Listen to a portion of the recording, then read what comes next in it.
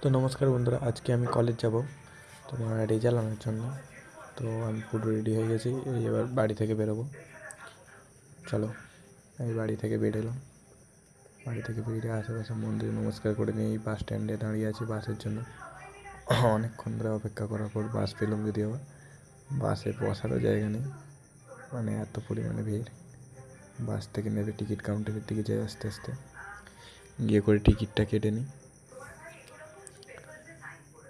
তো টিকিটটা কেটে নেওয়ার পর আস্তে আস্তে আবার প্ল্যাটফর্মের দিকে এগিয়ে যায়, কারণ আমাকে বলা হয়েছে যে 1 নম্বরে ট্রেন আসবে।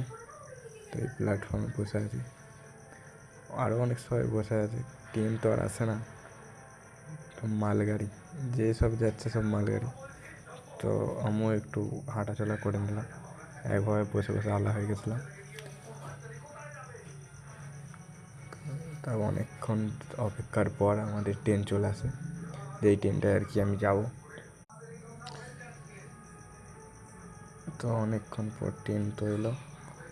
তো দেখি ট্রেনে ভিড় না খালি, দেখে তো মনে হচ্ছে প্রচুর ভিড়। দেখা যাক, বাসেও তো ভিড় ছিল। তো এই কাকাটা নামলো রানিংয়ের মধ্যে কেমনভাবে। তো চলো, আমি ট্রেনে উঠে পড়েছি। ট্রেন থেকে দেখো বাইরের দৃশ্যটা কী সুন্দর লাগছে। দরজায় দাঁড়ানো রিস্ক, মানে পড়ে গেলে। তো ট্রেন থেকে নেমে পড়েছি আমি। ট্রেন থেকে নেমে এবার আমি টেকারের জন্য যাব, কারণ বাসে ভাড়া বেশি। তো টেকারের ছাদে আমি উঠে পড়েছি। আরও সব আছে কলেজ যাওয়ার জন্য, ওই দেখো।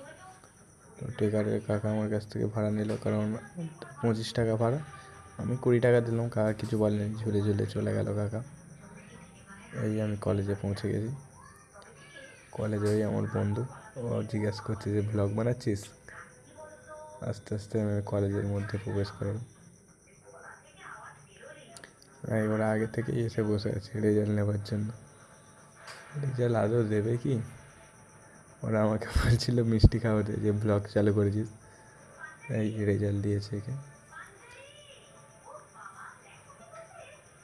সার্টিফিকেটটা রেজাল্টটা। আমি ওকে বললাম যে এরমভাবে ধরতে হয়। তো আমিও আমার রেজাল্টটা নিয়ে বেরিয়ে গেলাম। চলো, এই পর্যন্তই শেষ, বাই।